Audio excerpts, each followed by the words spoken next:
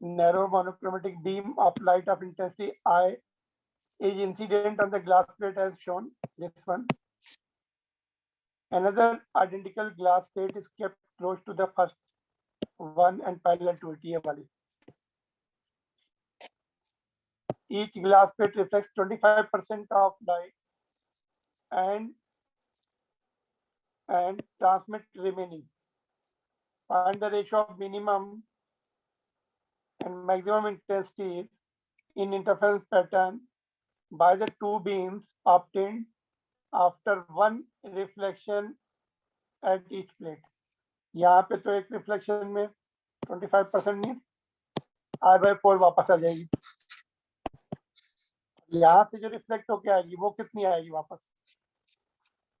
वो अगर तुमने I2 करेक्टली निकाल ली तो अपना काम हो जाएगा. वो सिंपल मैथमेटिकल लॉजिक से निकलेगा. 25% रिफ्लेक्ट हो रही है तो और 75% ट्रांसमिट हो रही.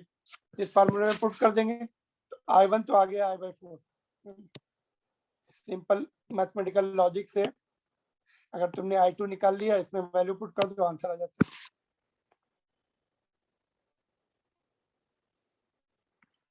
देखो 75% ट्रांसमिट हो गई, इधर 3I/4 इधर चली जाएगी. फिर उसका 25% मीन्स 1/4 वापस रिफ्लेक्ट हो गई, 3I/16. 25% तो इधर चला गया. ये जो निकलेगी वो I2 होगी. वो इसका 75% होगी 3I/16 का. 3I/16 का 75% में 3/4 तो 9I/64 हो जाएगी. ऑलराइट. तो ये I2 निकालने में मिस्टेक हो जाती कभी कभी ना. यहाँ पे पुट कर देंगे वैल्यू. I1 की I/4, I2 की 9I/64. When you simplify it 1/49 answer आ जाएगा.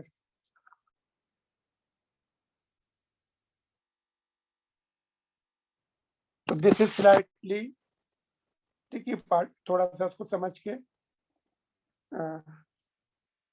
करना था. ऑलराइट. समझ में आया ये I1/I max upon I minimum. Otherwise direct question होते हैं इसके, you can do it easily. Now Young's double slit experiment भी हमने कर लिया था. It prove the wave nature of light, है ना. यंग्स डबल स्लिट एक्सपेरिमेंट में wave nature of light prove किया था ना. ये सिंगल सोर्स से उसने दो सोर्स बनाए, S1 S2. फिर ये स्क्रीन पर उसने देखा कि alternate bright and dark fringes, dark भी मिल रही है, ब्राइट भी मिल रही है. तो dark fringes are due to destructive interference between the waves. Wave light wave से तभी डिस्ट्रक्टिव इंटरफेरेंस होगी, अपोजिट फेस में जब इंटरेक्ट करेंगी तो नेट इंटेंसिटी 0 हो जाएगा. जब दोनों सोर्सेज ऑन है तो स्क्रीन तो पूरी ब्राइट होनी चाहिए ना, बट पूरी ब्राइट नहीं है, उसमें alternately bright and dark lines आ रही है. तो अगर लाइट वेव है तो डार्क लाइन आएंगी, बिकॉज एक वेव दूसरे वेव की वाइब्रेशन को कैंसिल करा सकती है. अपोजिट फेज में होंगी तो लाइट एक दूसरे की लाइट वेव एक लाइट वेव दूसरे लाइट वेव के वाइब्रेशन को न्यूट्रलाइज कर देगी. तो वहां पर डार्क लाइंस मिलती हैं, उसको डार्क फ्रिंजेस बोलते हैं.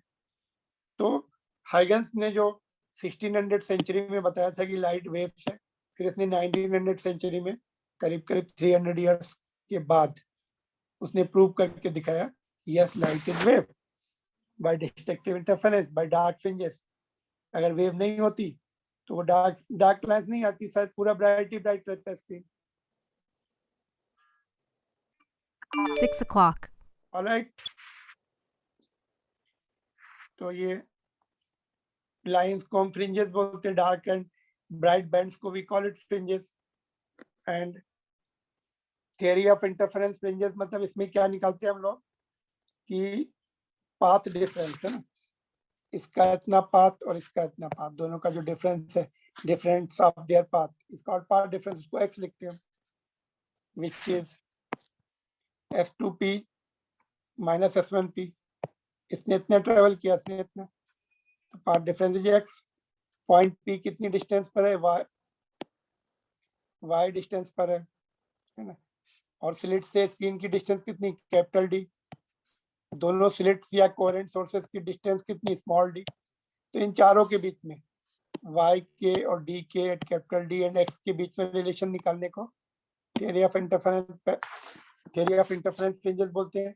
पाइथागोरस थ्योरम से हमने कैलकुलेट किया था, तो ये आया था x is equal to y dy D, path difference का एक फार्मूला। अभी हमने पाथ डिफरेंस के ऊपर दो फार्मूले देखे थे ना, कंस्ट्रक्टिव एंड डिस्ट्रक्टिव, उसके साथ इक्वेट करके हम ब्राइट एंड डार्क फ्रिंजेस की लोकेशन निकालेंगे अभी। तो ये थ्योरी ऑफ इंटरफेरेंस बैंड्स में हम लोगों ने already we have done this derivation in the class. Sometimes में भी आस्क, इसको ऐसे पूछ सकते हैं, there is the relation between these terms. Alright, तो ये हो गया। इसको दूसरी तरीके से भी कर सकते हैं, लेकिन वो जेई अपने सीबीएसई में नहीं चलता वो मेथड। ऐसे देखो, ये एंगल थीटा है, सेंटर से वो पॉइंट थीटा बना रहा है एंगल। तो यहाँ से हमने जितना पाथ डिफरेंस, जितना एक्स्ट्रा ट्रेवल कर रही है, जितना PS1 है उतना हमने कट कर लिया है PS1 के बराबर। तो ये ज्वाइन कर दिया, तो ये एक्स्ट्रा पाथ हो गया, इसको पाथ डिफरेंस बोलते हैं। और ये डी है, ये एंगल थीटा है, तो ये भी थीटा होता है। तो sine theta is equal to x upon D, ये हाइपोटेन्यूस होगा। तो x is equal to D sine theta, और एंगल छोटे होते हैं, these angles are less than 10 degree. तो साइन थीटा को हम tan थीटा लिख सकते हैं, tan theta will be y by D.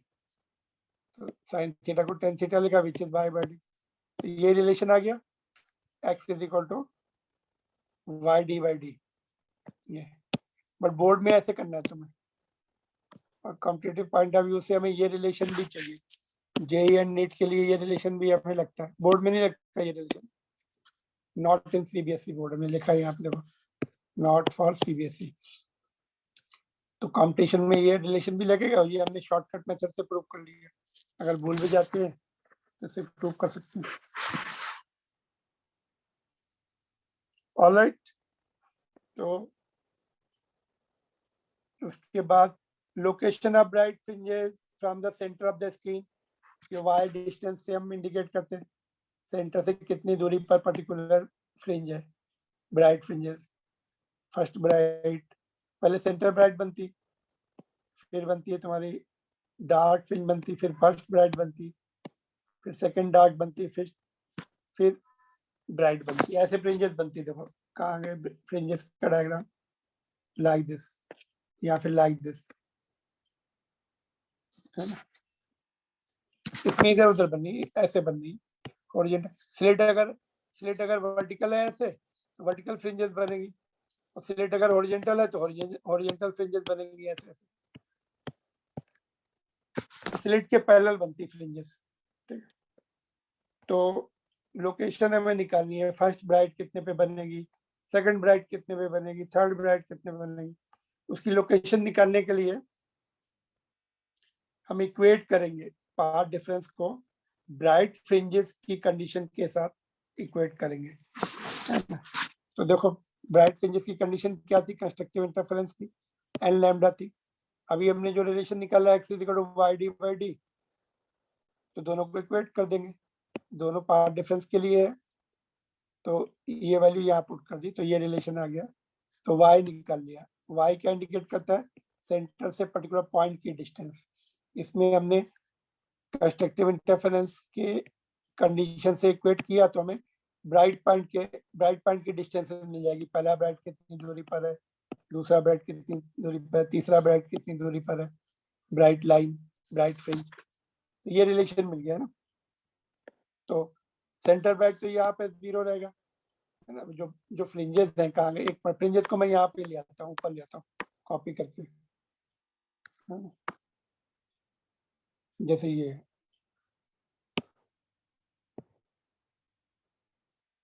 तो थोड़ा सा डायग्राम ले लेता हूँ, जस्ट स्मॉल डायग्राम।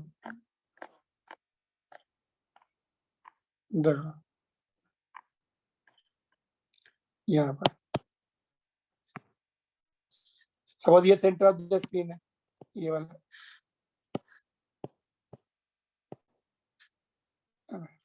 इसको टर्न कर लेते हैं, चलो इसको टर्न करा देते हैं ऐसा, ठीक है। तो ये सेंटर ऑफ द स्क्रीन है ये वाला, तो ये y1 हो जाएगा फर्स्ट ब्राइट, ये वाला सेकंड ब्राइट y2 ऐसा। तो ये सेंटर ब्राइट हो गया। थोड़ा सेंटर ऑफ द स्क्रीन कहाँ पे ले सकते हैं, ये सेंटर दिख रहा है टेंटेटिवली,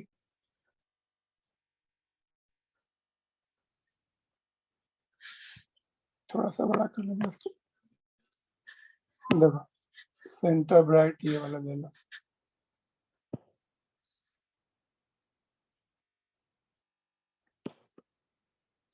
तो ये तुम्हारी y1 रहेगी यहाँ। Can you see first bright की position? That's what we are done. First bright के लिए 1 lambda D by D, second bright के लिए n2 पुट कर देंगे, nth ब्राइट के लिए n lambda D by D. मतलब ये स्क्रीन की डिस्टेंस है, ये स्लिट्स के बीच की डिस्टेंस है, ये वेवलेंथ है। 3 टर्म पे डिपेंड कर रही है। ये तीनों अगर हमें पता है तो हम निकाल सकते हैं फर्स्ट ब्राइट कितनी डिस्टेंस पे होगा, सेकंड ब्राइट कितनी डिस्टेंस पे होगा, थर्ड ब्राइट कितनी डिस्टेंस पे होगा। तो इस पे न्यूमेरिकल आते हैं, will do it. Centre bright के लिए मैंने बोला क्या पुट करना है, सेंटर ब्राइट के लिए 0 पुट करना है, फर्स्ट ब्राइट के लिए n1 पुट करना है ना, और सेकंड ब्राइट के लिए n2 पुट करना है, थर्ड के लिए n3 पुट करना है। तो ये रिलेशन याद रखना। जैसे ये क्वेश्चन है एनसीईआरटी बुक का, देखो question number 4, in YDSC the slits are separated by 0.28 millimetre. ये क्या है, स्मॉल डी है, मीटर में कन्वर्ट कर लो उसको 10⁻³ से, and screen is place 1.4 metre away, ये कैपिटल डी है। The distance between the central bright and fourth bright y4 दिया हुआ है, हाउ मच 1.2, इसको भी मीटर में कन्वर्ट कर लो ये वाला, ठीक है। डिटरमाइन द वेवलेंथ, तो y4 कितना होगा 4 लैम्डा डी बाई डी, इसमें सारी वैल्यू दी है, y4 की दी है, डी की दी है, ये भी दी। सॉल्व कर लो, लैम्डा आ जाएगा 600 × 10⁻9 आ रहा है, इसको हम 600 नैनोमीटर लिख सकते हैं। तो फार्मूले लर्न करके रखने पड़ेंगे, इजी है ये फार्मूले। ऑलराइट,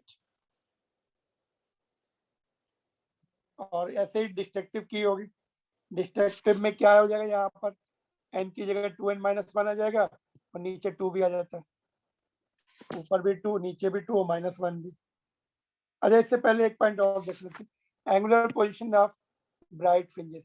एंगुलर में angle is equal to arc upon radius, ये आर्क का काम करेगा भाई, और ये रेडियस का काम करता है, कैपिटल डी से डिवाइड कर दो, तो ये डी डी कैंसिल हो जाता है, तो एंगुलर में कैपिटल डी चला जाता है, और रेडियन में होता है ये आंसर। फर्स्ट ब्राइट की एंगुलर पोजीशन चाहिए तो 1 lambda D by D, second bright की चाहिए तो 2 लैम्डा डी, नहीं कैपिटल डी तो हट गया, 2 lambda by D, independent of D. Screen कितनी दूरी पर है उस पर फर्क नहीं पड़ता, स्क्रीन को पास ले आओ या दूर ले जाओ, डजंट मैटर, है ना। जैसे ये वाला, ये स्क्रीन है तुम्हारा, कहाँ गया YDSC में, इसको पास में ले आओ या दूर ले आओ, angular position of the first bright, second bright, third bright will not change, angle उतने ही बनाएगी। पास में ले आओ तभी भी सेम एंगल बनाएगी, या मिड पॉइंट ऑफ दिस यहाँ से, है ना, सपोज ये से 10 डिग्री बना रही है एंगल, पास में लाएंगे तभी भी इस पर्टिकुलर ब्राइट का 10 रहेगा, और पीछे ले जाएंगे तभी भी सेम रहेगा, ठीक है। तो ये पॉइंट हमने, इस पे क्वेश्चंस भी हैं एनसीईआरटी में, ठीक है। तो this was relation for angular fringe width, जिसमें कैपिटल डी नहीं रहता है, और किसके लिए, ब्राइट के लिए, किसके लिए, ब्राइट के लिए। एंगल से थीटा बीटा से डिनोट कर सकते। बीटा हमने फ्रिंज लीनियर, जो पीछे वाली fringe width, I mean theta bright, B stand for bright, है ना। Alright, location of dark fringes के लिए डार्क वाले से इक्वेट करेंगे, डार्क की कंडीशन थी, इसके साथ इक्वेट कर दिया, तो यहाँ पे देखो 2n-1 आ गया एक्स्ट्रा, एन की जगह 2n-1 आ गया, नीचे 2 एक्स्ट्रा आ गया, बाकी ये टर्म तो सेम है, lambda D by D. First dark के लिए हमने n इक्वल टू 1 पुट कर दिया इंटू 1, तो फर्स्ट डार्क मिल जाएगा। n इक्वल टू 2 पुट कर दिया, 2 इंटू 2, तो सेकेंड डार्क मिलेगा। Into 3, n equal to 3 put कर दिया, थर्ड डार्क। सेंटर से कितनी दूरी पर है वो उनकी लोकेशन मिल जाएगी। अगर तुम बहुत क्लोजली देखो तो इससे हाफ लेस आती, जैसे ये आ गया ना, कहाँ गया ये पोजीशन आई थी ना, 1 lambda D by D, 2 lambda D by D, तो उसमें आएगा 0.5, इससे आधा आधा कम चलेगा। जैसे 10, ओके आगे बता रहा हूँ। 10th ब्राइट के लिए क्या आएगा देखो, 10th ब्राइट के लिए 10 लैम्डा डी बाई डी आएगा, 10th डार्क के लिए 9.5 लैम्डा डी बाई डी आएगा। ये आधे आधे कम हो जाए, ये दोनों मिला के हाफ लेस हो जाते हैं। 10th के लिए ब्राइट के लिए तो फुल नंबर आता है, डार्क के लिए आधा कम आएगा।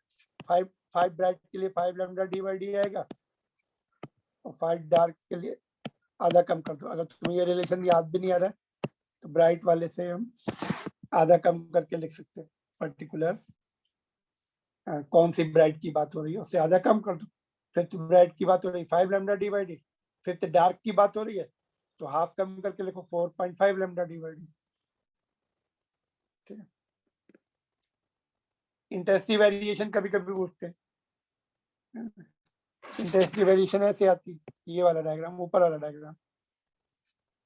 सेंट्रल तो ये सेंट्रल ब्राइट है, यहाँ पे इंटेंसिटी, ये डार्क है तो ये करस्पॉन्डिंग टू दिस आ गया, फिर ये ब्राइट है तो ये वाला पॉइंट हो गया, फिर ये डार्क है तो ये वाला पॉइंट हो गया। तो ये वाला ड्रॉ करना है तुम्हें, ये यहाँ तक। ये मैंने समझाने के लिए लिखा है, ये नहीं चाहिए। Up to here you have to draw this. ऐसा क्यों होता है? बिकॉज इंटेंसिव वाले में cos स्क्वायर थीटा आता है ना, cos स्क्वायर 5/2 आता है। cos का फंक्शन ऐसे ऐसे जाता है, फिर नीचे जाता है, फिर ऐसा स्क्वायर हो गया तो ये वाला नेगेटिव वाला पॉजिटिव हो जाएगा, ऐसा हो जाएगा। स्क्वायर की वजह से cos नेगेटिव की वैल्यू भी पॉजिटिव हो जाती है। ठीक है, ये इंपॉर्टेंट है। इंटेंसिव वेरिएशन पूछते हैं तो ऐसे ड्रॉ करना पाथ डिफरेंस के रिस्पेक्ट में। जब देखो path difference 1 lambda 2 lambda 3 lambda है तो इंटेंसिव मैक्सिमम है। ये तो लिखा था अभी हमने कंस्ट्रक्टिव इंटरफेरेंस की जो पढ़ी थी हमने कंडीशन, कैसा होना चाहिए, 1 लैम्डा होना चाहिए या 2 लैम्डा होना चाहिए, 3 लैम्डा होना चाहिए। उस पर्टिकुलर पॉइंट पर उस पर्टिकुलर लोकेशन पे ब्राइट फ्रिंजेस बनेंगे।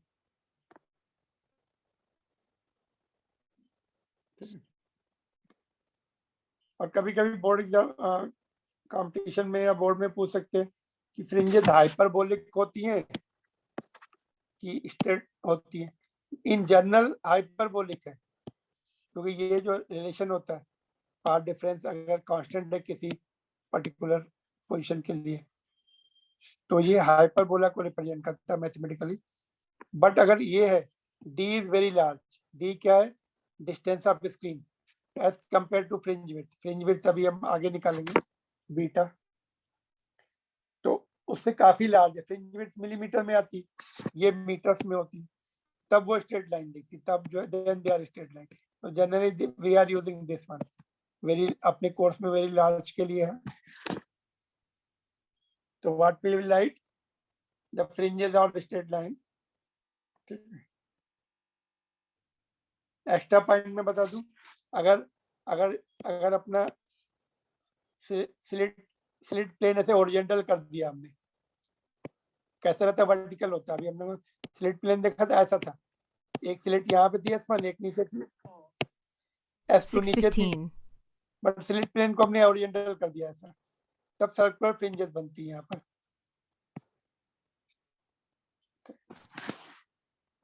तो ये कॉम्पिटिशन में काम आता है ये पॉइंट।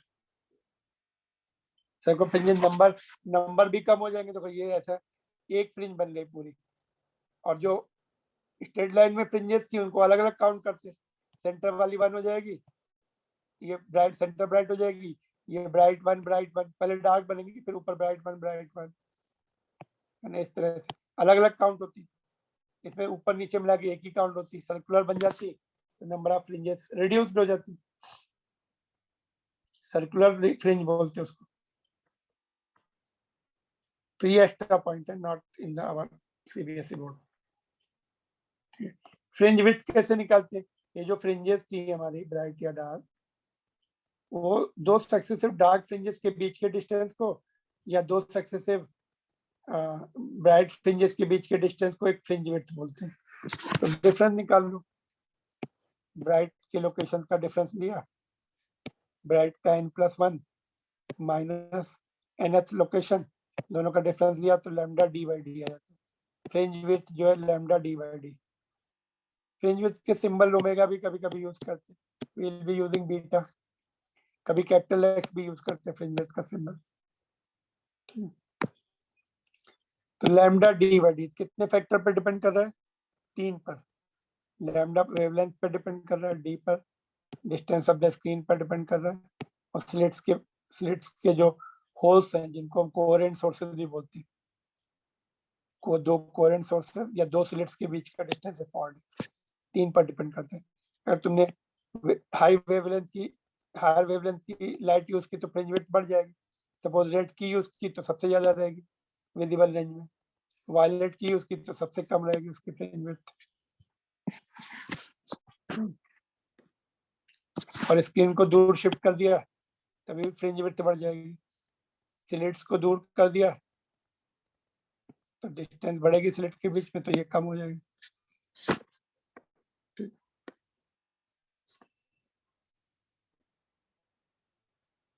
इसमें दो क्वेश्चन थोड़े से, ये जो सॉल्व एग्जांपल है इसमें से क्वेश्चन अक्सर आते हैं बोर्ड एग्जामिनेशन में। Particularly I want to discuss D and D. D and D में क्या बोल रहा है कि source slit is moved closer to the double slit. उसके लिए अपने पास फार्मूला नहीं है, वहां पर थियरी में कुछ भी नहीं है, यहाँ पे उन्होंने एक्सप्लेनेशन दिया है। में डिसअपियर हो जाएगा, अगर हमने बहुत पास में लिया तो डिसअपियर हो जाता है। कंडीशन क्या होती है? Size of the source, single source था, हमने अभी आइडिया सीखा देखा ना, सबसे पहला वाला सोर्स, उसका साइज, उसकी जो स्लिट विड्थ है वो divided by its distance from the slit plane, capital S उसका स्लिट प्लेन से डिस्टेंस है।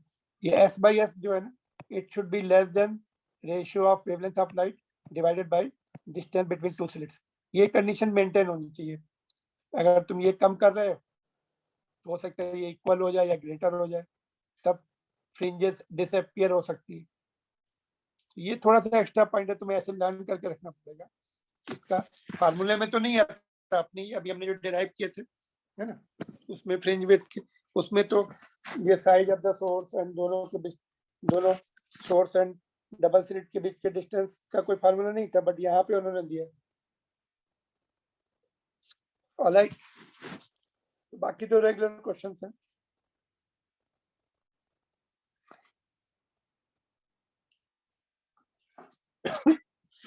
ये वाला भी देखो कभी कभी आता है, व्हाइट सोर्स से अगर हमने व्हाइट लाइट से रिप्लेस किया मोनोक्रोमेटिक सोर्स को, तो जनरली ये यूज करते हैं सेंटर ऑफ द स्क्रीन को लोकेट करने के लिए व्हाइट लाइट।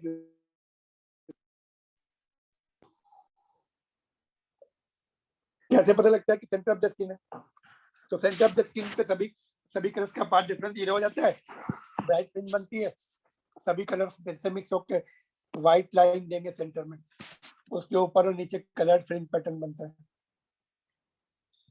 तो वहां से हमें पता लग जाता है सेंटर ऑफ द स्क्रीन का।